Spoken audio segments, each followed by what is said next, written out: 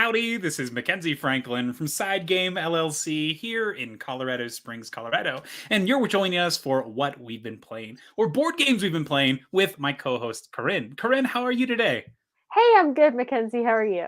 I'm fantastic. Had a wonderful holiday season, and how are yours? Oh, it was wonderful. It was a great time to be off and have time to play board games. Yes, I'm curious to hear your numbers at the end of this, and I hear that you've gotten a chance to play some games that I was curious about how they were going to play the second time. So I Right. noticed the thumbnail. You'll notice that one of the games is a repeat, but this is on purpose. I'm so excited to hear your thoughts. Corinne, anything else to add before we begin? Nope. Okay, so Corinne, I'm going to have you start off. What's the first game that you want to talk about today? Okay. Should I save it for last again, like last time? That's on Or you. let's dive into it because Okay. we were talking about Flamecraft. And Mackenzie was definitely like skeptical of how well the gameplay would hold up.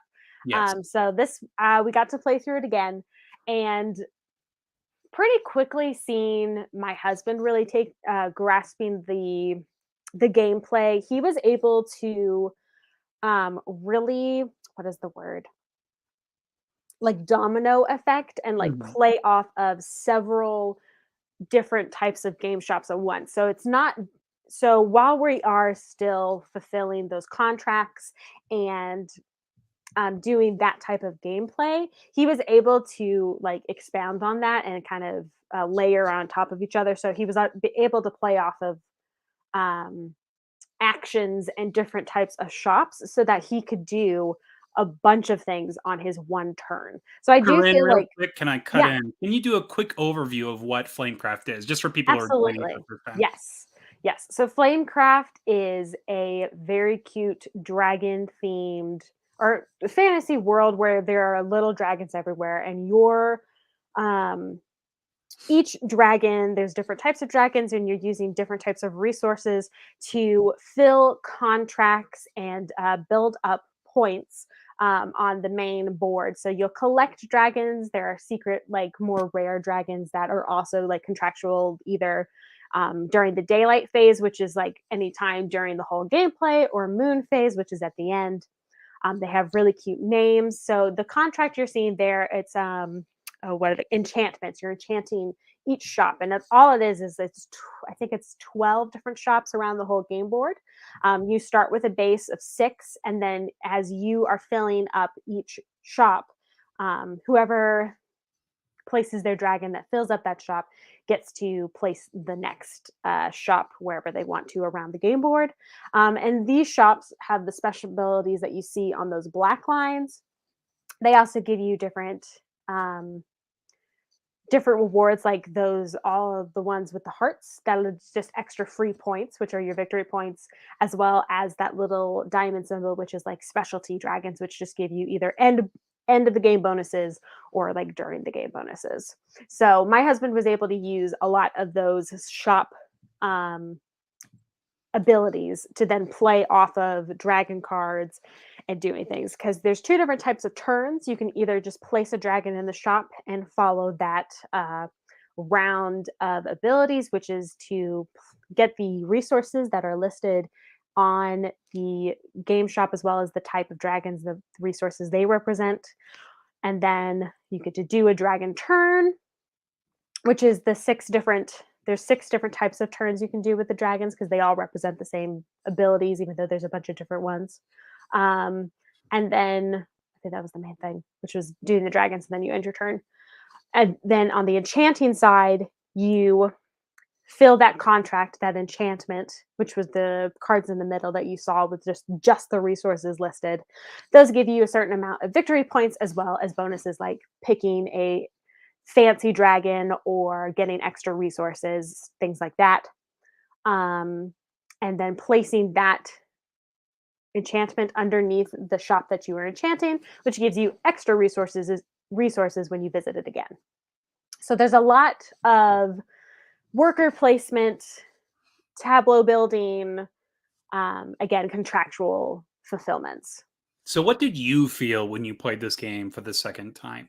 Did you feel repetition? Did you feel that you were exploring new avenues? What was your big takeaway from it? I do think there is repetition, but in a good way of like you get to strategize, being like, okay, I know what I'm doing this time around. Again, being able to use those different shop abilities and playing off of their abilities to do even more, either visit more shops and play off more dragons, or just be able to build up your deck of dragons to be able to play them like next round, as well as filling those contractual things. It was a very close game compared to the last time, which one of our friends just like blew us out of the water. So I really enjoyed it. Again, I am a sucker for the aesthetics and everything, but I do think that the gameplay was also, I felt like I could strategize better, and it wasn't just so A to B. I felt like my husband was able to do like A to D to C to B to A to D to like to repeat his actions. That's good to hear. So I know one of the big features of this game is the fact that the locations are different, and based on how the dragon Yes. cards get played on them, you're going to have different effects with those locations. Did you Mhm. find that to be more interesting or exciting since you had a different combination of buildings? Did it give you an overall different flavor of your entire experience, or did it still feel that similar vibe of I'm getting these resources to complete these contracts, and whatever comes up, I'll just deal with? What do you think? Um, it's definitely a little bit, again, there are only so many avenues you can go to earning the points, Mhm. but I did feel like I personally went a different avenue than just filling those contracts with the resources. Because a lot of the specialty dragons, which are those ones that in little diamond shape, rune Mhm. shape, I was collecting a ton of those, and that's just how it went with the certain game shop that came out. Um, One of the dragon shops was like, when you visit here, you get to pull some extra fancy dragons. You keep one, you give one to a player. And so I was able to really stack up on those, both daytime bonuses as well as end of game bonuses, which helped some, as long as you are. The resources are a pretty vital thing, but you can use them not just fulfilling contracts, but if you have, like, as you see there, like two meats in town, for every two meats in town, which is two types of meat dragons. And Mhm. then if you have the most, there's one that's like if you have the most of those resources, which you have a limit of 7 you can collect up to. So there's that gathering as well, not just using them for the contract, but to be able to have them count as points later in the game, which is helpful so that they're not just, they don't like count for anything at the end of the game. Okay, this is what I was looking for in this game. Something aside from that core scoring, the fact that you Mhm. can take on these. So when you play these cards, are they things that go into the town that are like under your control, or do you just hold on to them? Are they something you keep in your hand? They're almost secret objectives. So it's both. So the Ooh, night okay. ones are the end of game, and you keep those secret, as well as the daytime ones. But the daytime ones you can use in your it throughout the game. So and you can keep those secret as well. So one of the daytime ones that I did was, you spend a certain amount of resources to get victory points, as well as I think get some dragons. So you're collecting those resources to pay off for that contractual as well, but it's like a secret one instead of just the ones in the middle. But like these, the night ones are definitely more of the hold on to stuff and use that at the end, because obviously that's end of the gameplay. So but both of those you can do and just collect, and that's what you get every time you pull a fancy dragon, is you either get a night or a daytime. So it's kind of the luck of the draw, as well as, but like I said, I was stacking up on those just because of the gameplay and kind of how it was working out for me. I was like, you know what, I'm just going to keep collecting the fancy dragons and see how much I can like fulfill in this game. That's perfect. This is exactly what I was hoping would happen. You'd have something that you're able to build around, build off of, and then when Mhm. you learn the core concepts of the game, it's something you could push. I Yes. like this quite a bit. So thanks so much for giving the update on Flamecraft. What's your final verdict on this one, you think? Oh, it's very fun. It's really cute. So aesthetics for me is definitely a win. Yeah, I really enjoy the gameplay. It's definitely not the most like meatiest of games, but Yeah. it is something that you can build on, and it's a fun. It's a different type of game than I've played before, so I enjoy it. Awesome. Well, thank you so much. And thank you for the updates. If you're Yeah, watching in the comments, let us know a game that you had some apprehensions about and what eventually pushed you to the edge. For me, Corinn's speech here and her explanation of it the second time through, I think it's going to push me to check this one out. So thank you so much, Corinn, yes. for letting me know about Flamecraft. Sure. I'm so glad. I'm happy. I'm glad. I hope you enjoy it when you try Me too. If not, I blame you. it. That's fine. Awesome. Okay, so we'll go ahead and move on to the next game here. And this is one of the surprise hits from this year for me. And I'm loving this game. This is Paperback Adventures. So Paperback is a game that my wife and I play quite a bit. This is a cooperative game where you're building words in a super standard deck building style.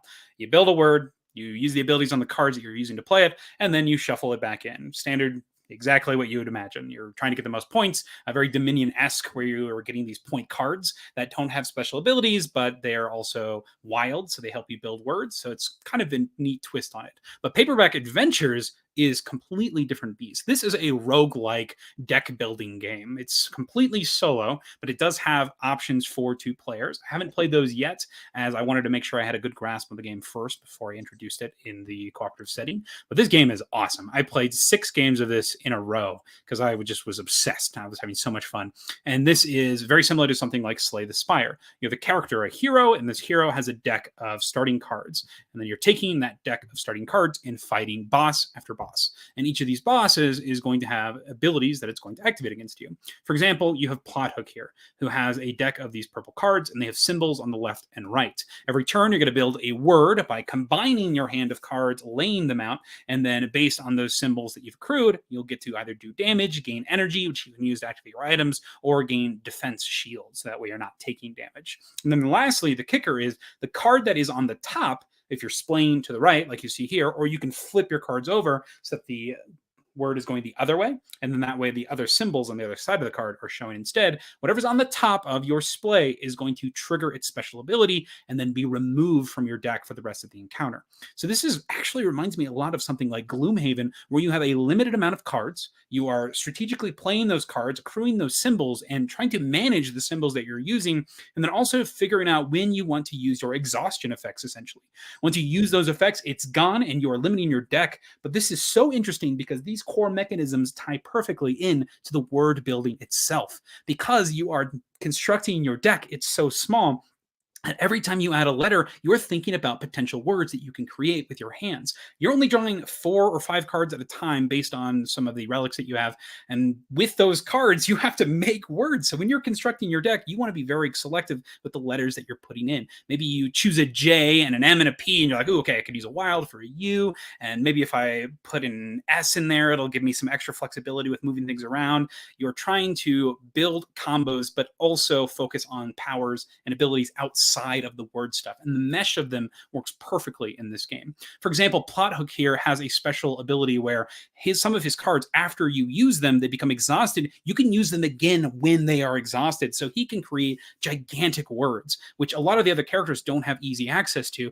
And his other abilities tie into that, where he gains special abilities for how big your words are. It's an awesome concept that only works in a game that has an idea like this, with the word restrictions. And there's a great system with the wilds, where whenever you're fighting an enemy, based on the enemy, they'll have a weak point, which is a wild that you can continuously use. And you can even expend it permanently to modify the difficulties. But the star of the show in this game for me has to be the upgrade and ability system. Every time you complete a fight, you'll have this, I think it's called Renown. It's a crown, glory points, this gold. And you can spend the gold at the shop in order to buy all sorts of new gear. And this gear is going to consist of, whether it be, I'll just pull up a picture of the shop for you.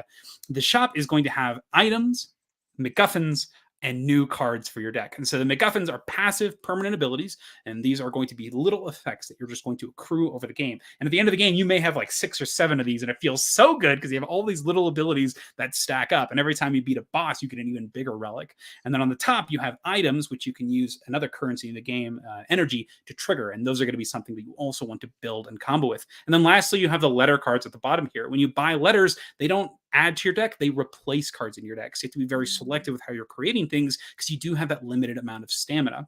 And then the last thing that you can do is you can spend this upgrade power to flip the cards in your deck. So they become better. They get every card in the deck comes sleeved. So the entire package is fully sleeved, which is awesome.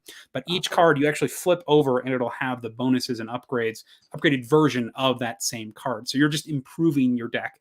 Awesome. What a great concept. And I've played Slay the Spire quite a bit, which is a game that's very similar to this that you can play on the apps. It's on like everything.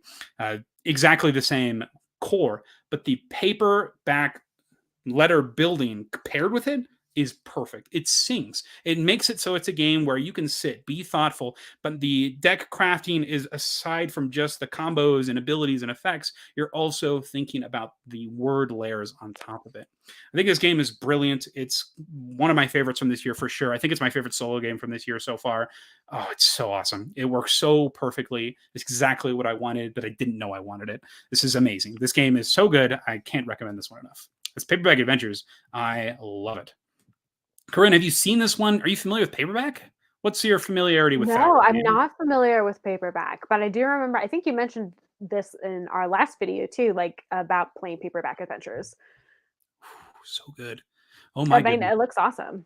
And then John here says trays look very cool. So the trays are actually a pretty hot topic right now. A lot of people don't like the trays. The way the trays work is you have these awesome metal pieces that fit into the trays very snugly.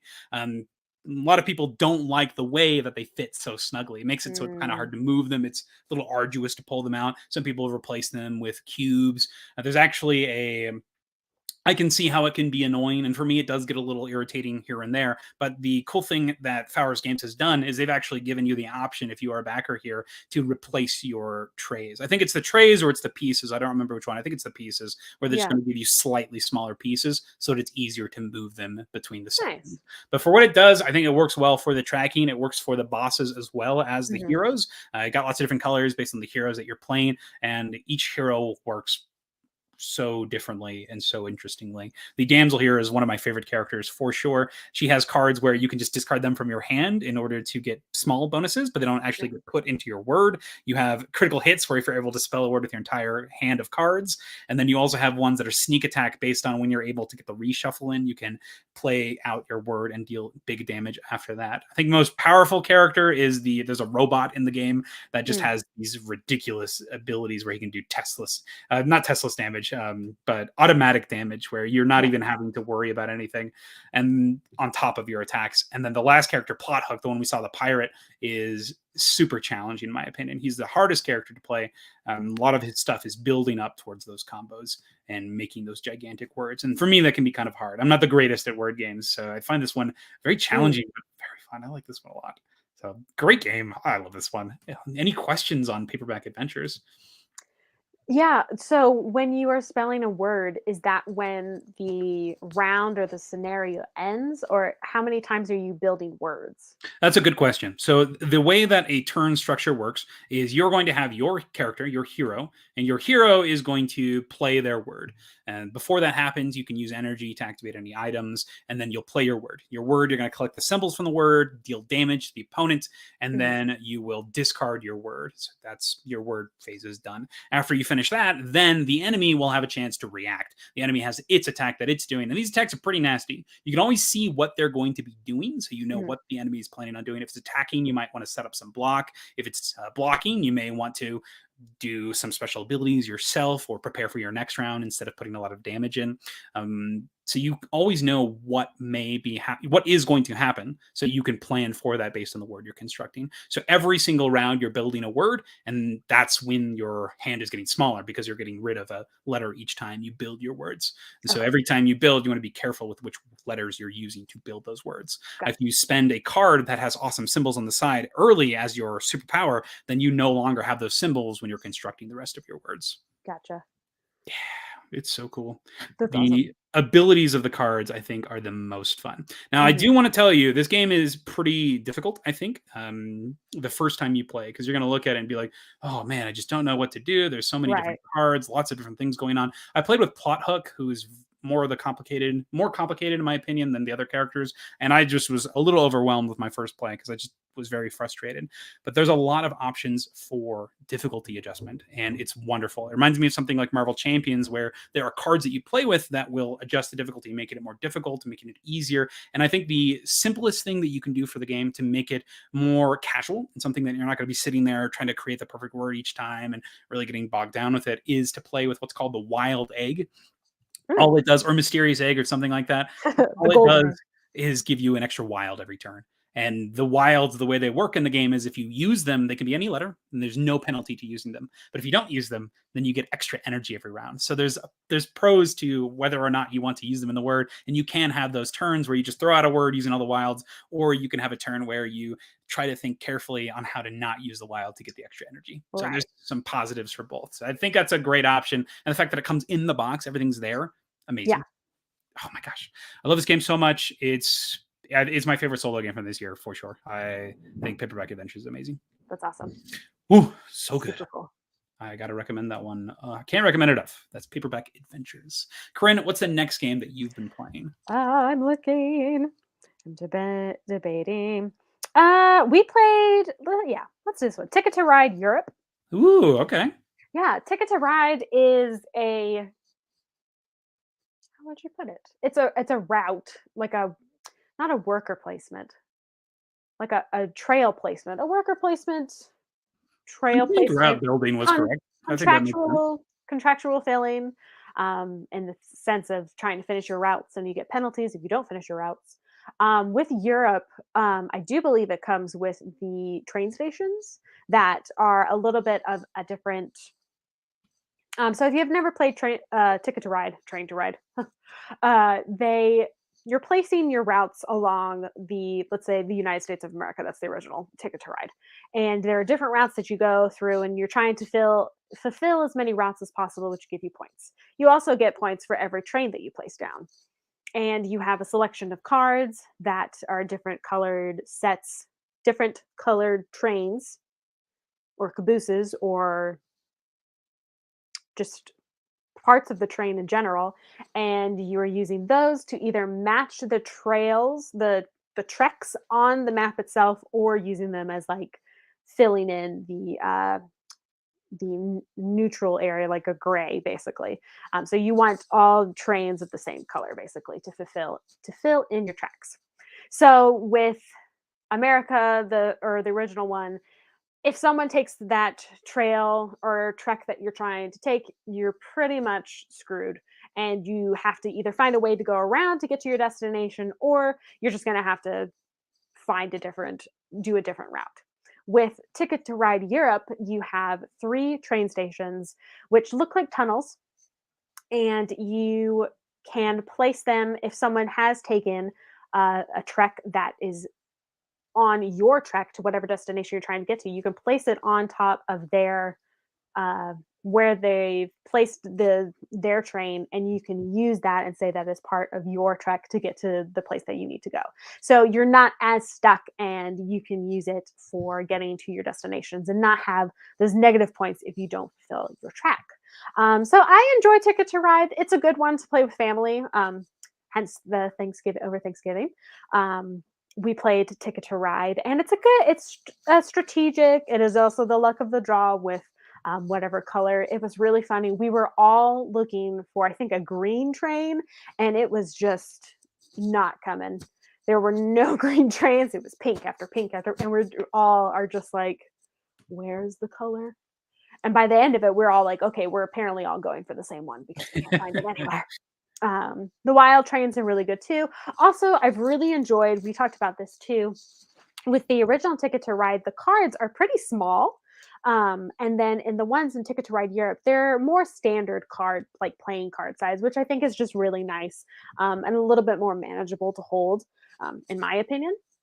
So I just enjoyed that aspect of the game as well a little bit better. There's also those they had like the train symbol on certain tracks, and I believe that is you have to have a wild to play on that track, if I'm remembering correctly, Oh, which a wild is a rainbow train. So there's just a little bit of extra added elements to the overall game, which I enjoy a lot more than just the standard Ticket to Ride. And not to say that Ticket to Ride is not a good game, but I think Ticket to Ride Europe adds a little bit more variety. And again, that ability to be able to do your tracks as well as the size of the cards and a little bit of variety of your gameplay. very nice. So I've only played Ticket to Ride once. The Oh Ticket man. to Ride Europe once. It was Okay. a long time ago. My dad has a Yeah. copy of this, and so I liked it. It encouraged me to buy the original, and at that time I was just getting into gaming, and Mm. I'm spoiled because my initial Ticket to Ride was the anniversary edition for the original one, so it had the giant Oh, cards in it already. So I never played the little tiny nice. ones. Okay. But I love Ticket to Ride. I think it's a great game. The rummy paired with route building is perfect. It Yes. makes so much sense. You're just drawing cards, playing cards. That's Yep. it. The base game distills that perfectly, and it's so engaging. You're constantly doing something, playing Yes. stuff, biding your time whether or not to play or keep. Right. Europe seems to solve that issue that's a lot of people have with the competing for one central location. Yeah. And I think that's cool because I know that there are many a times where you'll play a game of Ticket to Ride and people will get very upset with somebody stealing one location. And I know in high level play of Ticket to Ride, that's one of the strongest strategies is to purposely build routes in places where it's going to muck people up. So Mhm. this is cool. I like it. How does that work in particular? How are people winning this game in Ticket to Ride Europe? What's the strategy that's dominating? I mean, definitely going for the longest not I'm sorry. Well, the longest track is another way that you can get extra points. It's just by having the longest continuous bit of connecting trains. As well as so when you pick your tracks, you usually get two like shorter tracks or journeys, and then you have one that's really long and it's usually worth between like 15 and 25 points. Okay. So those ones are really good to go to. So fulfilling all those um, and going for extra tracks can be helpful. Else do we do? Longest track, fulfilling all of your like your journeys, your destinations. I'm trying to think what else did we do? I mean, just placing as many trains as well. When you place trains, like you are always getting points. Even if it's one train, you get 1 point. If you're getting multiple trains, you get even more points. So the game ends by someone running out of their trains first or getting down to a certain number. So having as many trains out there as possible also is just really good to have your points. But again, you need to finish your journeys, your destinations, whatever those cards are called, to get those points and not have them deducted. I don't know if that's still a thing for Ticket to Ride Europe. I think it is, but you're you do get Yeah. negative If you points don't if you don't complete hit them, those. they're Yeah. negative, right? Are you a Ticket to Ride connoisseur? Have you played like all the versions of Ticket to Ride? I know there's like there's the Norway one, there's the smaller maps, the New York and London ones. Yeah, There's no, I haven't played all Rails of and them. Sails. I do wanna play Rails and Sails. I've played Europe, the original, and then, uh, the one that has Italy and Japan, I think Oh, it fun. is. Okay. I think it's Italy and Japan or France. Yeah, I think Yeah. it's Italy and Japan. So those are the ones I've played so far.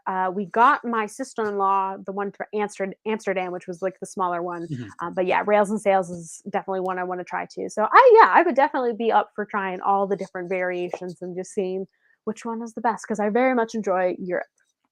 And just I think that the core is so solid that Yeah, trying these absolutely. variations isn't a chore. It's Yeah, so easy to just jump into no. a new map and have a good time. So I'm curious what one stands on the top. Which one would you say you're the most excited to try?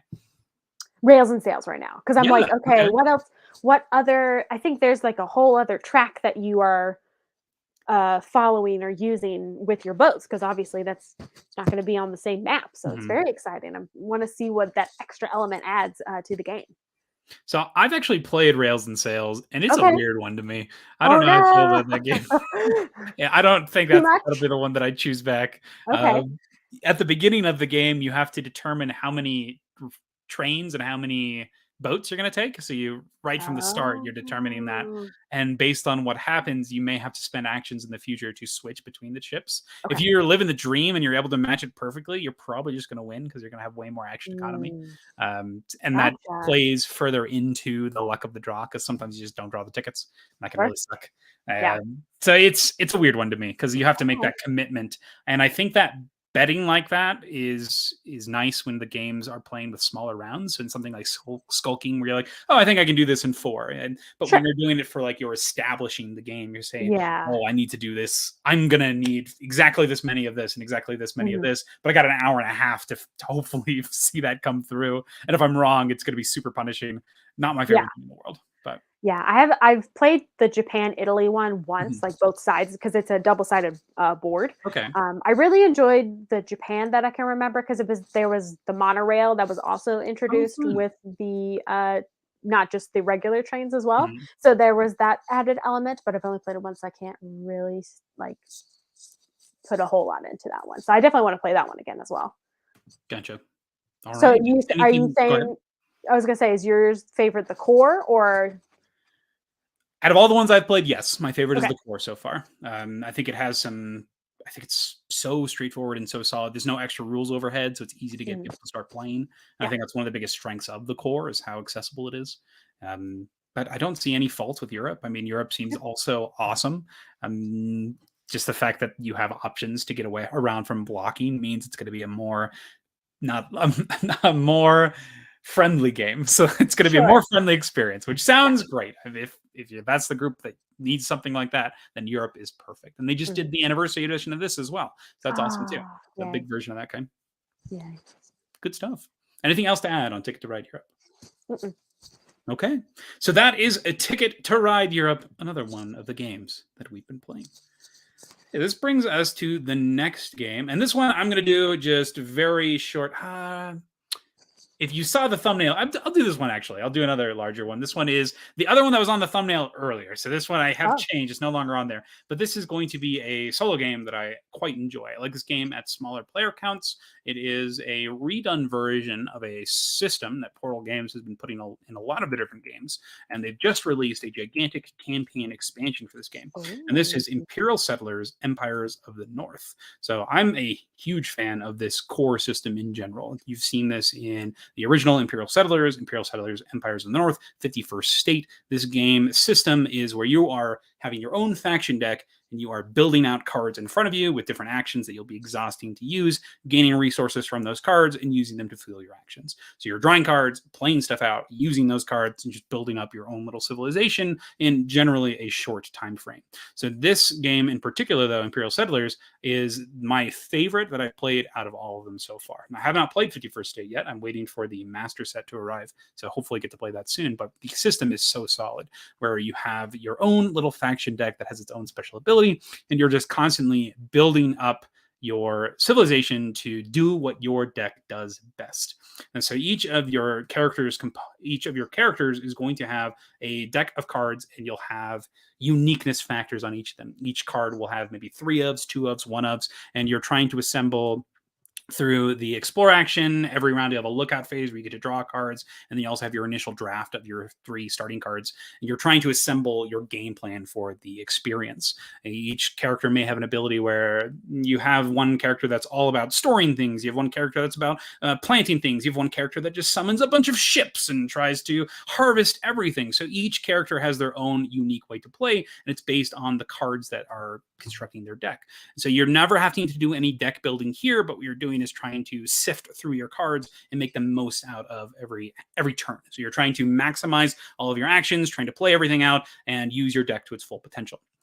This is a system that I think works very well in the competitive setting because you have all of these different people doing that same idea, but also intermingling with a core island board. So there's an island board that has lots of additional effects that are going to give you special powers and special interactions that don't normally exist in your game. And I think that's an awesome feature. So you have this island board on the left here. And as you play, you're going to put 2 face-up islands there each turn. And you can send out boats in order to go claim those islands. If you pair them with an axe, you can actually take those islands and bring them back into your civilization, which gives you a unique power that nobody else has. This could be access to another ship, could be a special ability that maybe produces a resource that you're not supposed to have access to very well, a rare resource, and now all of a sudden you have an abundance of it, and so you're going off, you're being crazy. Or you could just get rid of them in order to plunder them or pillage them in order to just gain straight up resources and rewards. So I think this is my favorite part of the core game, is that island board. The fact that it unlocks an ability or a different way to play a faction aside from the way that it's intended to be played, because there definitely is a play style for each of these factions that you'll pick. And I think that's one of the most fun things about the game as well, is being able to discover the flavor and the gameplay of these factions. So what I played in particular, though, this week was the expansion for it, though, the Imperial Settlers, Empires of the North, Wrath of the Lighthouse. So this is a campaign expansion where you take a single faction deck and you play with that one faction deck throughout the entire campaign. And each of the games is going to have its own solo scenario setup. And the scenarios are awesome. If you play Imperial Settlers, Empires of the North solo in general, you're going to love this expansion. It just gives you a bunch of scenarios. And honestly, you can play this, the opening... The solo scenarios for the game in general are just a lot of fun. And so if you just have a good time with it, you could definitely adapt these, I'm sure, to play one-off scenarios. I'm not sure if that's officially in the rules, but potentially something you can do. But if you enjoy the solo experience, I think this is one you definitely need to check out. It's going to add a bunch of components, and I'm not going to get into any spoilers or anything like that. I'll show you. I don't know if I need. I don't know if I can show you anything. Maybe not. Maybe not show anything. Okay, don't look at that. Look. Okay, so you're going to punch stuff. This is some of the stuff you'll punch. This is some of the stuff you'll punch. I don't know how much do I talk about this. Do I talk about this? What do you think about the first scenario? What about that? What elements what added to the story other than the campaign-ness of this adventure? The campaign itself introduces new components that are going to modulate the ways that the deck can interact with the scenario. And so I'm going to talk about the first scenario. I think that's probably the best way to start. In the first scenario, you have these... You start in a terrible city. The city sucks. And so your goal is to make the best use of the city. And so you have ways to clean up the city, move tokens around. Every time you build something new, it's also broken down. These little green tokens on the bottom, you'll put them onto things when you build them. And so you have ways to remove them to be more efficient with your actions. And so you have a lot of choices each round on whether to be more efficient in the moment or be more efficient along the road or down the road. And in the solo game, you only have 4 rounds. So you have to be very careful with how you're doing that. The game also provides new mini objectives that you can complete while you're trying to complete the main objective. In my first scenario, actually, I failed the main objective, but completed the mini objective. So I'm curious how that's going to show off later in the experience. So there are new tokens that are added. The scenarios itself play particularly into those tokens. It reminds me a lot of like the Japanese solo expansion where it had an additional map that you're placing things on. So a lot of stuff like that, and lots of actions that you can use in addition to your core actions. So it's a bit of what you know of the Imperial Settlers universe already, the gameplay, but adding new components and new cards that are going to give you a new experience. So I think that if you like the solo mode, get this, but there is one caveat that I have to say about this. And this leads to my first question for this video. And my question is, I'll tell you what I've done first. Maybe not. So, okay, let's do the question first. So the question is, what are your go-to house rules? So me, myself, I don't house rule. I don't do it. I don't really like doing it. I think that the game should be played the way that it's written. I don't like changing stuff. I think that the designer had an intention. I want to see that intention as much as I can. That being said, one thing that I do a lot, and I know I'm not supposed to do it, is when a game tells me that I'm not allowed to change characters, I'll change characters sometimes still. If I'm playing like a 40-hour campaign game, and I'm not allowed to change a character, it kind of sucks sometimes. And you're playing the same character over and over again. I'm like, I kind of want to try the same faction. Of like, I was playing Chronicles of Drunagor, where you have like 40 different characters, but if you're going to play this whole 20 episode campaign with the same one character, I don't think so. I think I'm going to save all of my upgrades, and every time I play, I'll reset and build a new character and just try out all the factions because that's what I want Yeah. to do.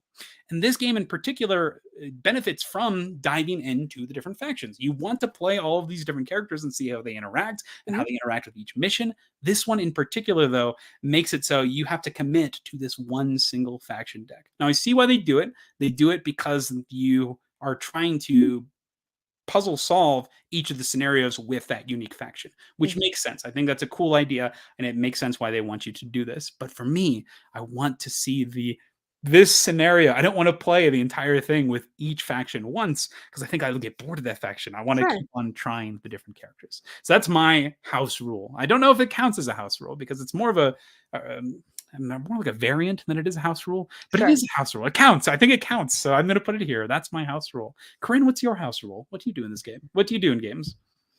So mostly it's usually for house rules, especially playing with like my husband or my the people that we play with the most, which is usually my sister and her husband.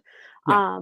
We usually allow for one more card to be drawn if it's like from nowhere. And like for instance, viticulture. Mhm. Usually you get to choose the a summer card and a winter card, which is the yellow and blue cards that give you like little Ah, bonuses. So you instead of just pulling one, we get to pull two and choose one from that pile, so that you get a little bit of strategy in that. it curbs your 'Cause luck. I like that. It gives you a yeah, little bit more choice. Mhm. yeah, and it's as well as because there are so many cards, it's helps you get through a little bit quicker as well. So that's the main house rule that I could think of. The house rule of just between me and my husband isn't really like in games, it's like after games. It's basically whoever lost gets to go first for the next game. Okay, Yeah. nice. We Yeah. have a phrase for that. It's "You get to build the dungeon." That's our phrase. Oh, "Hey, you get to build the dungeon." It's so that's so so condescending. But yes, nice it's job. You get "You to get build to the build the dungeon. Yeah. dungeon." Hey, and Like that's great. yeah, from Rumble in the Dungeon. If you lose, you get to build this dungeon that all these characters are fighting in, and Yeah, yeah, yeah. you go first the next round. So Yeah. that's the go-to phrase. That's so It- funny that you do yeah. that too. That's It's good. the pity thing. But it's okay. Sometimes I want pity because I get really frustrated. I'm like, because my husband is very good at playing games. I understand. Okay, so that was the house rules. If you're watching live or watching later, let us know down in the comments. What are some Yes. house rules that you play? Now, I don't know if these. What would you classify these as house rules? Because they're not changing. They're not like game specific, if that makes sense. These are Yeah. rules that you could add to anything. Yeah. Hmm, I don't know I if there's a term don't for know. this. Yeah, Yeah. Because yeah, I don't know. If the original intention was like for each specific game yeah. or like house rules was like, yes, in our house we do it this way. But Hmm. yeah, we also play so many games. So I feel like maybe that's another reason too, is because it kind of covers everything. Yeah, that makes sense. Yeah. All right. So that was Imperial Settlers, Empires of the North, particularly the Lighthouse expansion. I already forgot what it's called, but it's that one, the new The song. not Revenge of the Lighthouse. Wrath of the Lighthouse. Wrath of the Lighthouse. Yeah. Cool. All right, Corinne, what's your last game we're talking about today? All right. It's a new one that came out this year. It was a Kickstarter. It is called Trekking Through History. And I was very excited because I played, it is by, hold on, I have it right here. Underdog Games. So Underdog Games came out. They've done a couple now, Trekking Through the World and then Trekking Through Parks. So this is their newest iteration of Trekking Through History, which is all about visiting spots in time and building your itinerary, which will give you points throughout the game. You also have time crystals, which allow you to uh, take less hours in order to do your moves. So you have a limited amount. There are 3 rounds, and everyone starts. There's a big clock, and everyone has their own little personal stopwatches. And each card or time that you visit costs a certain amount of hours. And each round, you have 12 hours to do as many things as you can. So with time crystals, you all start with one. They're little pink jubies, and they allow you to each time crystal minuses 1 hour to whatever place that you're trying to visit.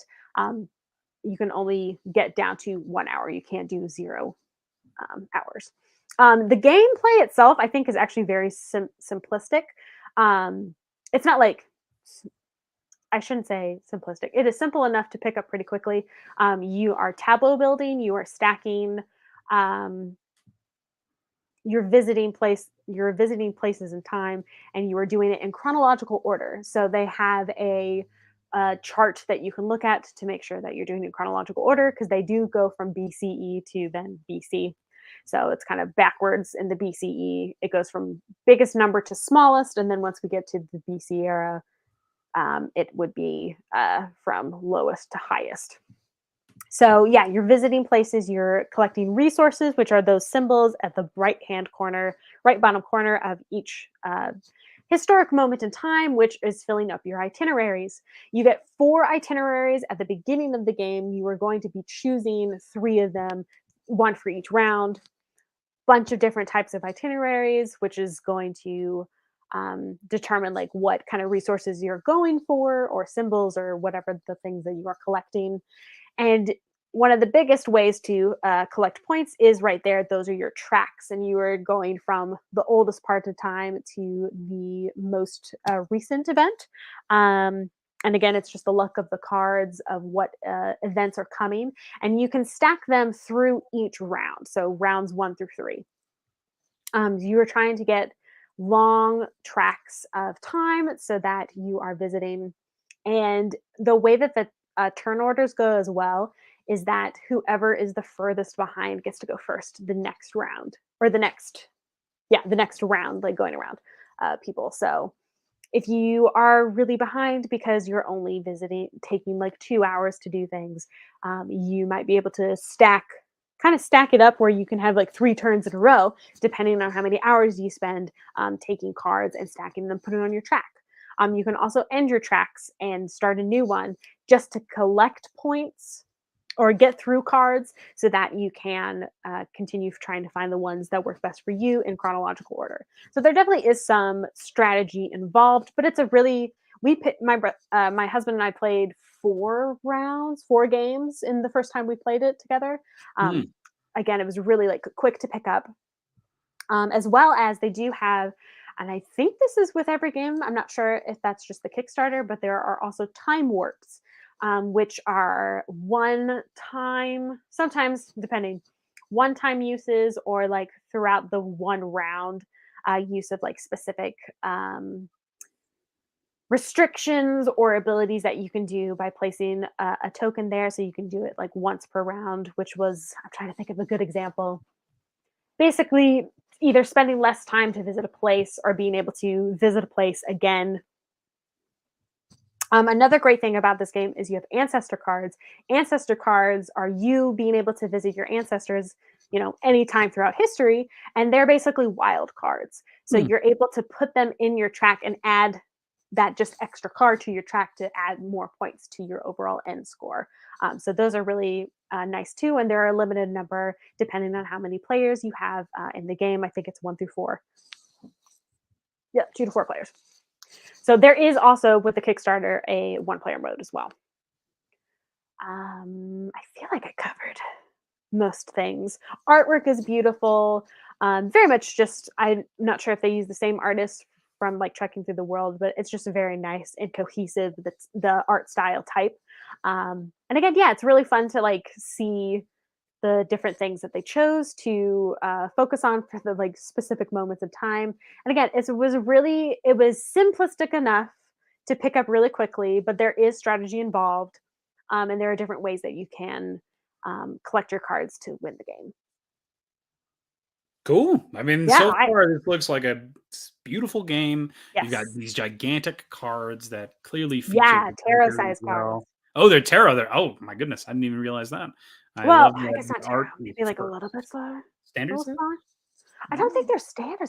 Maybe they are standard size. I don't know. You might It's be been a right. while. I've never Have to seen look. these. I don't know.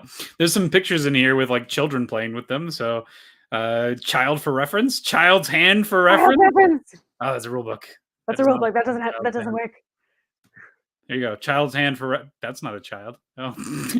Well, that's the little clock thing too, to indicate where you're headed around. You can also get bonus points for being was it punctual? So if you have 3 spaces left to get to 12, and you have to spend 3 hours for your like last card for the round. If you Mhm. spend 3 hours like exactly land exactly on 12, you get extra points for being Ugh. punctual. Yeah. Nice. So it's fun flavors like that. I think they're standard size. They're probably standard size. I'm just overexcited about them. But they're really nice. Yeah, they're really nice. Artwork's beautiful. Um, I've yeah. never played a game from this genre, the trekking. Oh, I guess not genre. This company, this sure. team, Underdog Games. Underdog Games. I have not Yeah. played a trekking game. Would this be one that'd be fine to start with, or should I try trekking through parks or trekking through the world first? Well, I haven't played Trekking Through Parks yet, so I'm not sure the gameplay of that. But Trekking Through the World, um, that one has worker placement along with Hmm. card collecting. This one is definitely just more tableau collecting with the both the cards and the resources that you are using to fill your itineraries. And trekking through the world, there is the cards you're collecting to use to pay to visit different places around the world. And then there are little bonuses. You kind of have itinerary. You have a suitcase, and you are trying to have the most different types of souvenirs, and those get you extra points at the end of the game. So that one's a little bit different. I feel like this one is like quicker, um, a quicker type of game. So if you like prefer that, I really just like this concept a lot too. So I think I very much enjoy trekking through the world. And actually, if you go on my channel, my sister and I overview it. It was like over a year ago that we talked about it. But trekking through the world. But I really have enjoyed trekking through history. I think it's a really fun, a little bit different gameplay that they are trying and using through. And I also like um, the turn order, how you Mhm. can kind of strategize your turn order and get to do it over and over again if you can. I like games with that style of turn order. The which game is it? One that I've been playing a lot. Glenmore. Glenmore is so good. Okay. Has very Yeah. similar turn order structure where Yeah. last always goes first. It's good Yeah. stuff. Yeah. Mm, yeah, big fan. Any other takeaways from this game? Things that you want to see more of in games? Hmm. Not off the top of my head. No, I don't want to see it again. Oh no. No. I can't think of like I yeah, I really enjoy the whole gameplay, the simplicity of it, the cohesiveness of it, and the filling the itinerary. That's very satisfying to be able to try to fill in your itinerary, and you get Mhm. 3 tries basically because it's 3 different types of itineraries. Yeah, So that collection part is really satisfying to me, but that's just me specifically. gotcha. Cool. So that is trekking through history. And anything else, Corinne? No, all good. It's it's excellent. It's a good game. I think you should definitely. I can't recommend trekking through parks because I haven't tried it yet, but I very much have enjoyed trekking through the world and trekking through history. I would say trekking through history is a quicker one to get into, but trekking the world is very fun as well. Okay, awesome. So this brings us to the last game on the what we've been playing, and this is a super small game. It's going to take me less than 2 minutes to talk about this. This is called Strike, and I'm pretty sure I've talked about Strike on this channel. I have no Oh. idea. It's been 26 episodes, so who knows if I've talked about Strike here. But my friend Scott is obsessed with Strike. It's one game that always pulls out and just has a fun time playing in general. And I think it's a good time. I don't think it's going to be my favorite game in the world. It's not. It's definitely not my favorite game in the world. It is one of the most bare bones simple games ever. I do have a good time playing it when I play with Scott, so that's fun. Yeah, but as you can see there, not the greatest rigged game in the world. There's like a Harry Potter version of it, apparently. I'm I not see sure. that. Yeah, it's wild. But yeah, if you want to try that one out, maybe that one's more interesting. Who knows? But if you haven't heard of this awesome game, Strike, your goal with Strike is to knock dice out of a bowl.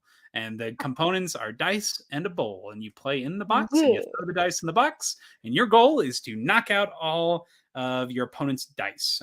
It's attrition. You're just trying to stay alive. So the way it works is you stand outside the bowl, you toss the dice into the bowl. If after you toss the dice, there are any pairs in the bowl, you take those dice, put them into your hand. They're yours now, and then your round is over. However, if nothing happened, if you didn't get any matches, you can throw another die. So it's up to Mm. you how much you want to do that. There's another thing that can happen, though. If you ever make it so that there are no dice left in the pool, whether you get all matches, you take them all out, awesome, then you have struck the opponent. And then the next player has to roll every single die in their hand instead of just one, and then take whatever the results are. So if they don't get any matches, they lose. They're out. There are also some X results that you can roll, which means that the die is removed immediately before checking any of the scoring. So very simple. You roll the die, you try to hit the dice so that they shake around, and hopefully then numbers will match. And then if you take those numbers out, it's going to build up your hand of lives, basically. When we originally played this game, that's all that was happening. Whatever. I'm throwing my dice, hoping for the thing. It's fine. But there's one thing that completely changed the way that I play this game. And that's going to be my final question for today, is what is a strategy that has changed an entire game for you? And this strategy is the purposely just throw dice to knock all the dice out of the bowl strategy. So what you can do, there's that rule in the game where if you clear the dice pool out of all the dice, then the opponent gets struck. They have to throw all the dice left in their hand.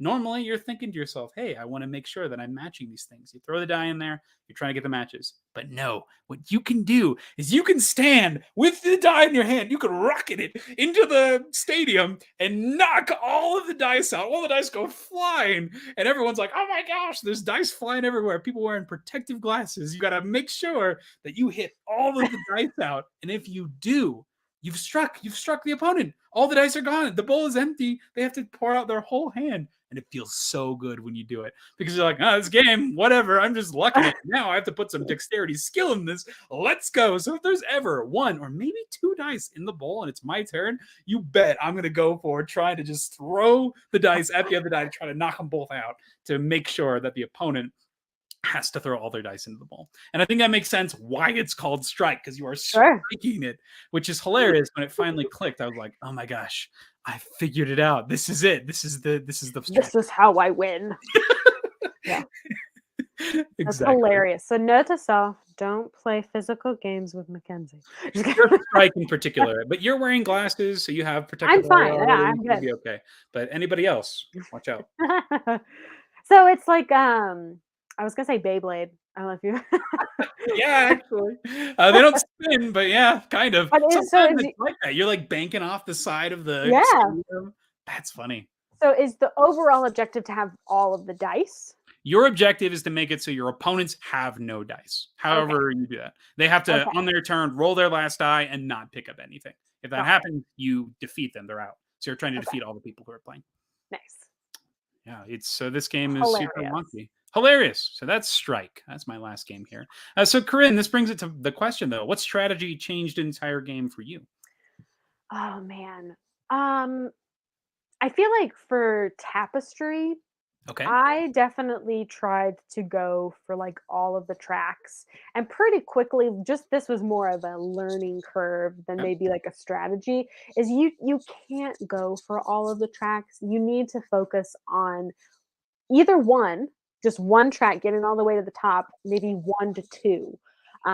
That's really been the way that I've been able to accumulate points and really just be able to, whatever track that I am focusing on, honing in on that. And I do a lot better than trying to like round it out, basically, for my civilization.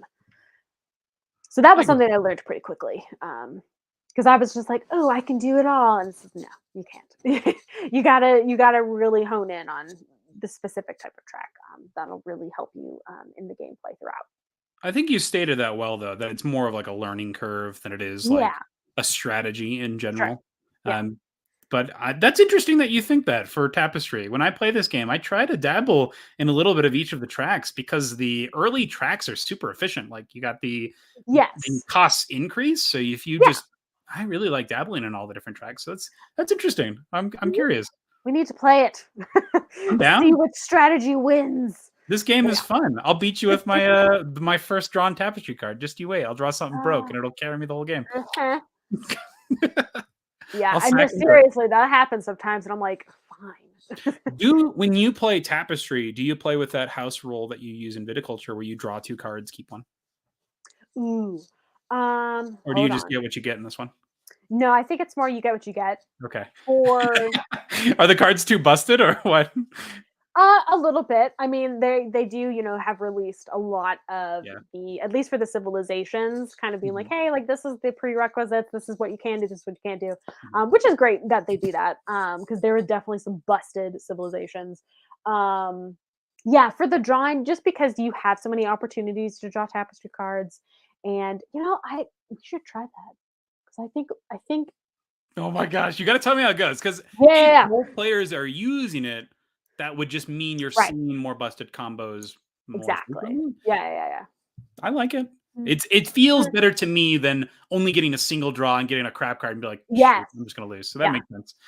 Yeah, my husband always looks for a specific tapestry card. I think it's is it like War Machines? It has the tanks on them. He loves that card so much. It's hilarious. He's always like, ah. So he usually goes like for all the tapestry cards just so he can find that one. There's a faction in that game. It's my favorite faction, where anytime somebody draws a tapestry card, they get to choose from their hand to give Yeah, that person the tapestry cards. You just give them all the crap cards. You're like, here, take this one. I It's think it's so like bad. Advisor or Yeah, Chancellor or something like something like that. that. Yeah. So funny. I love that card so much. Yeah, it's a good one. It's hilarious, and your goal is to make sure that everybody else has a really subpar experience. Yeah, It's so bad. how you make enemies, Mackenzie. So good. Oh, Yeah, it's it's really good. funny. All right, so that is Strike, the dice game, and that's Right. it. Those are the games that we've been playing. Those are the 6 that we wanted to talk about here. Now we're going to go and list all of our games. This is all the games that we've been playing. Corinne, do you want to start off? Sure, because Okay. you're like, I can't wait to hear your list. It's very small. So I'll go through it. It is 6 games actually, but granted, some of them we played. You said you played like Trekking Through History like 4 times in a row. Yeah. I was gonna say we played multiple I rounds get of many that. games. So, Trekking Through History, Hibachi, Ticket to Ride Europe, Parks, Seven Wonders, and Flamecraft. Very nice. Ooh, good games though. Yeah. What was your standout game from that list of 6? Ooh, probably Trekking Through History just because it's the newest. Okay. I really enjoyed the gameplay. I thought it was really quick to pick up. Again, we explored kind of the avenues of how we could strategize and really stack our cards. And then also up there, Seven Wonders. We were able to actually play that with my mom, which was really cool, and teach her how to play it. So that just showed like how good that game was, because she was a little confused, but she got it and she was able to play with us, and that was really exciting. We got to play with more than 4 people. That was really fun for Seven Wonders. Awesome. Yeah. Oh, that's great. One of my tops actually has to do with the fact that I got to play it with my mom as well. So I'm excited to share that one. Yeah. Anything else you want to talk about the games that you've been playing? Just want more time to play more. Yeah. I'm super excited for the holiday season and like the games that are coming up and are coming out. So Ooh, yes. We'll talk about that in a second. Ooh, so excited. All right, I'm going to go through my games really quick. These are all the games that I've been playing. Here's the full list, 27 unique titles. Framework, Marvel Champions, Paperback Adventures, Detective, a modern crime board game, Wayfarers of the South Tigris, Imperial Settlers, Empires of the North, ROVE, Clever Cubed, Strike, Las Vegas Royale, Camel Up, Blood on the Clocktower, Viticulture, Twilight Inscription, Spires and Hildegard, Spyfall, Mysterium Park, Sky Mines, Wingspan Asia, Tussie Mussy, Skulls of Sedlec, That's Pretty Clever, Twice as Clever, Railroad Inc., Skull King, The Quacks of Quedlinburg, and Hadrian's Wall. So out of what? you like listed so many games I want to play. How was Wingspan Asia? It's fine. It's fine. Okay. It's Wingspan. I actually do like it though. It's got this area control portion. Okay. And it encourages you to play bird cards, and I love that. It's pushing you to do the cool part of the game, to play cool cards. So you're trying your best. You're using all of the different rows, which I think is awesome, which means that you're trying to play a variety of cards, but you're also trying to match your stuff that you're playing based on this mini map of area control that you're working with. It's good. I like it. Yeah, it's a great 2 Yeah, I was excited. I didn't know Wingspan was coming out with another expansion, so I was like, so. They are coming out with 3 more expansions after this one. Oh, Did you see them? Do you know they are? Do you know they are? The new expansions? No. There's a Latin America one, there's a Antarctica one, and then there's an Africa one. The Antarctica one has little penguins on it. So we just did an organizing video for the nesting box, and it came with all of the dividers for the future expansions. Very exciting, awesome stuff. So exciting. So that my top 3 games from the last week. I'll start with my bottom 3. My bottom 3, Mysterium Park. Played it again. A dud. It's going. I got to get rid of the game. Not very good. That's a bummer. Next, Detective, a modern crime board game. Oh. The newest, not newest. This one's actually pretty old. It's been sitting there for a little bit. Not the Batman one, but it's called. Shoot. It's a pet one. It's a animal one. So it's one of the guest feature episodes for Detective. I forget what it's called, but it's has you playing as you're the detectives and then Tari. So it's in the original game, which I love. I love the original setting, but you are going and exploring and trying to figure out a case related to a tiger that has killed somebody. So you're trying to learn about this. So I was like, oh, this is interesting. It's also bring your animal to work day. I'm not going to get into any spoilers of this game, but in this scenario, there's something that happens in the scenario that soured my entire experience of it. And it happened. I can't say it without spoiling it. So I'm not going to say it at all. I didn't like this one at all. I love the beginning of it. I love that setup. I love the scenario. I love the setting. But as soon as the thing happened, didn't like it after that at all. Pretty unfortunate. So that's the Detective Modern Crime board game. That's the pet expansion. I forget what it's called now. And then the last one on the bottom actually was the Viticulture World. So this was unfortunate because I love the new Viticulture expansion, but this new one that we did was the Europe expansion. I believe it's the blue one. And there's 8 different places you can go to in Viticulture World, and 7 of them have been hits. Been really enjoying them. But this 8th one that we did, the final one, was Europe, and its scenario was you had objective cards that you had to complete. And the objective cards in the 2-player setting in particular were so hit or miss that if you could completely ignore it and it felt like it didn't even add to the game at all, or it's something that you were going to do anyway and it was something that, hey, nice, I can do this. And that was pretty unfortunate for me. And we both felt that, my wife and I, when we were playing this, and it was a little unfortunate. We still like Viticulture, but from all of the games, it was probably the one that I was most disappointed with because I was excited to see what the final location was. And it really didn't do well. It reminded me of Orleans, where the game Orleans has a cooperative expansion, and that's kind of what the Viticulture World was inspired by. And these objective cards seem similar to the objective cards in Orleans. However, in Orleans, the objective cards are, how am I going to describe that? Are a bit more impactful, and there's something that you must do, so you have to interact with them. And I think that's something that this new one was missing, where you could totally ignore it because the bonus that you got from earning it was so minuscule that it wasn't worth chasing at all. And I thought that was pretty unfortunate. So that's why it was on the bottom there for me. I think it's the Europe, or it might be the Paris expansion for the Viticulture World. Top 3, though, Camel Up had one of the best games of Camel Up I played. There was a moment in the game where we rolled the dice. It did the thing where it spins like the dice of fates, where you're rolling. Everybody's at the table like, oh my God. And then Aria, one of my friend's daughters, blows on the die and goes, and then it tips, and then it's like the one that we do. We're like, it was insane. I couldn't believe it, but I will never forget that. It was so took good. fate into her own hands. It was amazing. So that incredible game of Camel Up that all built up to this huge crescendo. It was perfect. That was one of the best game experiences I've had this year. Oh, perfect. That's so good. Paperback Adventures also incredible, amazing game. Excited to play more of that. The one thing that I am a little frustrated about, since we got all these games while I was gone, I'm gonna have to focus on playing those, which is unfortunate. I want to play more Paperback, I'll be honest. Take a break from that. Do that. Reward yourself after playing a couple of games with one scenario Paperback. I like it. And then the last one was Skulls of Sedlec. So we played a lot of Skulls of Sedlec on vacation, actually, and it was a highlight of my trip. We played it in the airport, and I got to play with my mom and my wife, and we enjoyed it. We played some excellent 3-player games. Before I left, I ordered all of the expansions for it, and so we had all of these different mini expansions that we got to include. And so we were just going through them, like seeing how they worked. My mom was getting into it. She was crushing us by the end of it. She had won majority of the games. She was the front runner. Every time we came out with a new thing, seriously, every time we came with a new expansion, she'd be like, oh, I'll give it a try, and just pulled it and then proceeded to wreck us with whatever the new expansion content was. It was excellent. So that's awesome. I love that experience. So those are my top 3.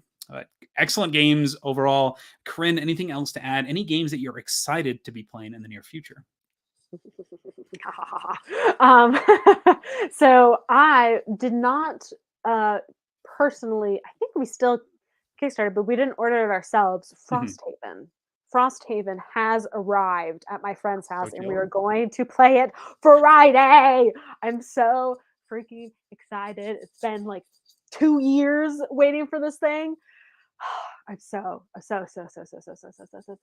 And if anyone doesn't know what Frosthaven is, if you've heard of Gloomhaven or Gloomhaven Jaws of the Lion, it is a great RPG board game. It's like one of the best out there. I think it's really like set the standard for a lot of the RPG board games that are out there now. It's so good. So excited. They've expanded the world. They've expanded so many different classes and races and scenarios. I'm so excited. My friend has been sending us pictures. There's twice as many monsters as there were in the first. He said there were 27 boards that he had to like punch out stuff, and I was like, oh, that's amazing. So I am so freaking excited. So that's definitely the top one that I'm really excited to play. When you said detective, I'm gonna see if I can try to find this picture really quick. But you can say one of your games that you're really excited about while I am looking up this picture, because you said detective, and I thought it was the game that I had seen in Barnes and Noble, but it's not it. Oh, so maybe. Oh. I will see if it's the same. Quickly, we have a comment from Pablo42 here. He says he's still yet to see a 7 Camel Tower. I've seen a 6 Camel Tower, but I'm with you, Pablo. I have not seen that legendary 7 Camel Tower yet. It sounds kind of hard to do because you would need to make it so that how would you even do this? I think one of the black or the white would have to be on top, or maybe a camel. Okay, so there's definitely a lot of ways you could do it. A camel could be carrying one of the black or white camels on top of it and then move forward onto one of the others. Okay, interesting. Okay, yes. So definitely still stuff going on here. One of the things that I'm most excited to play is it's on the table right now. I get to play it in 1 hour and 20 minutes. It is Dune Imperium Immortality. I'm so excited. Dune Imperium and Immortality looks amazing. So this one adds grafting cards where you can combine cards to play them for special abilities. You have an additional research track that you can go up with more options for scoring points, but also getting new resources to buy these special cards that also are upgradable. It looks awesome. So I can't wait. It's set up. I'm ready to play. So excited. I also got this one in. Clever Forever. Let's go. The newest one. It's in German though, so I gotta go find the English files to figure out how to actually play it. But once I figure it out, it should be fine because everything else is language independent. There's the new Great Western Trail on the floor there that I am currently punching. Ooh, that's super exciting. It's Argentina, and it looks amazing. It has a 4th type of character, and it looks like it has ways that you can ship stuff out. One of my most anticipated from this year, because that game is awesome. More stuff that came in. Oh, you got me going. You got me going now. I got all sorts of fun things that are coming in. More detective stuff. The new expansion for Caverna, I think it's the Frantic Fiends expansion, where you have these hordes of orcs coming into your towers. While I was in the UK, there was a board game shop right next to the hotel, and it was pure coincidence. Didn't plan this at all, but it was right across the street. So I was able to go to the Orcs Nest, is what I think it's called, and they had some of the UK releases that aren't out here in the US yet. So I picked up Macro Micro All In, and I picked up a new detective game, as well as the Caverna expansion, Fearsome Frantic Fiends. So all of these, cannot wait to play. So excited. Okay, what's your question? It's a picture in, I think it's called The Initiative. I have not played that game. No, I haven't either, but it's like, I think it's a campaign type game, because there's like a comic book that you go through with, which I thought was a really neat way of like storytelling. So I thought that was the one, but it's because it looks like a girl with a detective, which is probably I have heard of this one. Yeah, I've heard of this that one. So that one, I hear so many mixed reviews about. Like I hear that it's. I hear from some people it's their game of the year. I hear from some people it's the most boring thing they've ever played. I've heard some people say that it's like this is what they want board games to be, but then I've heard some people say that I'd rather play the back of a cereal box. Oh man, yeah. So I definitely want to try it, especially because of the comic book form. Big fan of comic books. So I just think that's a really neat way to present your story. So yeah, it seemed neat. So when you said detective, I was like, what? But it was a different type of different one. I still think detective is the best detective system out there. I think this scenario was like a guest feature scenario, and it fell flat, completely flat, which is pretty unfortunate. Pablo's been playing some games. Colossal Mad King Ludwig had to play on the floor because not enough table space for 5 people. Oh my god! Have you Man. seen this? Have you seen the Colossal edition of the game? No. It's hard to capture it in picture, but I think Pablo did a really good job of explaining what it looks like. It's so massive that I forget how much they've multiplied the size of the tiles, but they've made it so that the tiles are gigantic. Awesome. It makes it so that the rooms are it's easier to see what's in them and make the connection points, but Sure. you just got to have the table space for it, which is a pretty big ask for a 5-player game, which is They wild. just wanted to make it interactive so you could like step on into each room yourself. Sounds like a convention game to me. Yeah. That's super cool. Awesome. And then Sean S. here has played Inheritors, Lacrimosa, and Ohanami. Good choice. I played Ohanami, like that one. Lacrimosa, I've been hearing great stuff. Yeah, I've heard about Lacrimosa, but not the other two. Inheritors, I'll have to look up really quick. Ooh. And then Basket Boss as well. So that's the new board game tables game, I'm pretty sure. I'm waiting for that shipment. That should be here soon, the QE expansion. Hopefully that revitalizes my love for that game, because right now I'm not sold on it. Don't like it at all. I've liked it for like the first 5 plays, and then it immediately fell off. So, Lacrimosa though. That's exciting. Inheritors, I'll have to look that one up. Excellent. Anything else you're excited to play, Corinn? I'm like trying to go through my log of like things I asked for Christmas. Yeah, no, super excited. It's Frosthaven right now. Frosthaven is the forefront. I'm so excited. Next time we do this, I'd like to feature that. I'd like to make sure we talk about that. I want to hear your opening experience. I want to know about your character. I want to know about the differences. Yeah. Oh, I'm so excited. I hope it's awesome. Yeah, super excited. Excellent.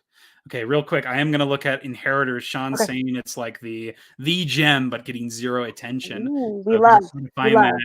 John here says that he's been playing Lands of Galzir and Cult of Adventure Epic Origins. What do you think of Lands of Galzir? That's one that I was very much on the fence on backing because I love Sleeping God so much. How does it compare? What do you think about that one?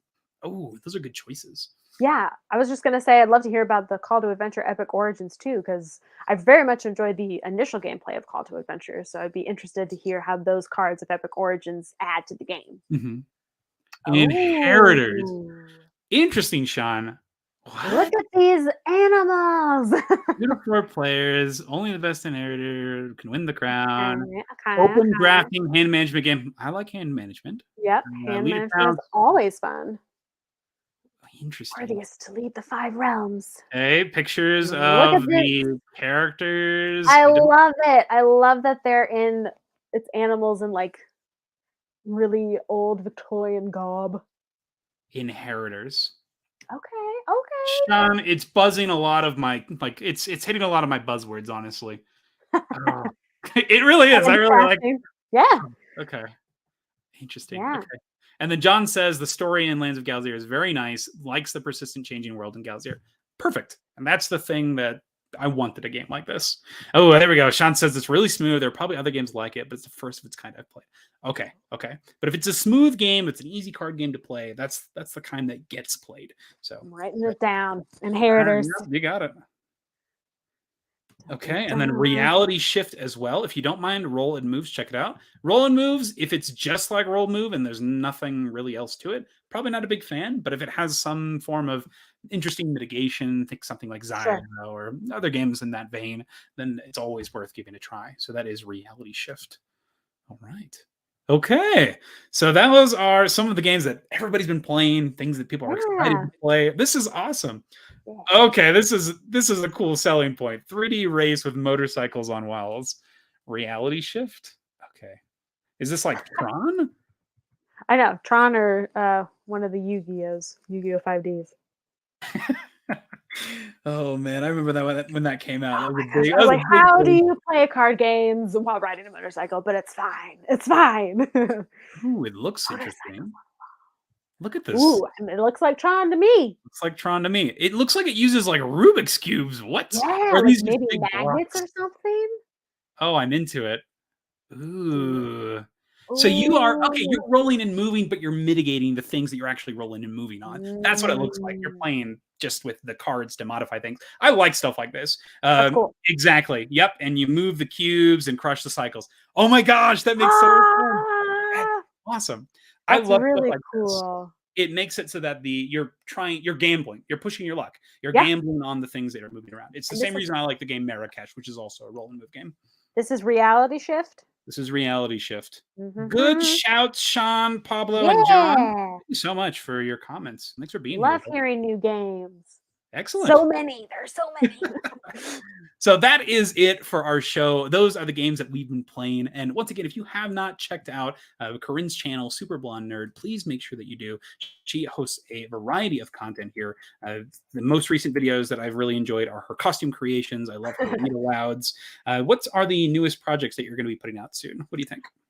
So I've got just a quick speed draw for bringing back my little ghosty guy. Nice. A lot of people requested for that. I'm working on a project right now. I'm actually like looking at it. It's an art project. It's for my brother-in-law for Marvel Champions. It's a box to hold all of the stuff in. So I am customizing that for him. And then I've got my end of the year kind of board game overview, talking about my favorite board games that I have played personally, as well as the top aesthetic board games, because people love aesthetics apparently, which is awesome. So I'm very excited. So I've got things in the queue. I'm just working on them all at the same time. Awesome. Super fun. Same things over here. I've built my lists right now for the top of 2022, and all these new games just came in, so those potentially may push things out, but I have it set currently. So hopefully these games do push them out. The goal is to play amazing games, so sure, change the list, go for it, knock some stuff Now, out. is this top 10 for you? I'll do a top 10, I think. I'm not sure if I'll go past that. Maybe I'll put it in the stream or something. Sure. But yes, it'll be the big series of games. So going to do artwork, going to do, that one's done. Best of the year, best solo games, best expansions. I already did the best Marvel Champions releases because I did get to play all those already. And oh, man, it was a good year for Marvel Champions. Oh my goodness. What a great year. 2022 has been a very good year. I'm happy. I'm happy with 2022. Yeah, excellent. So that is it. That's the show. That's what we've been playing. Thank you so much for watching SideGame Strong.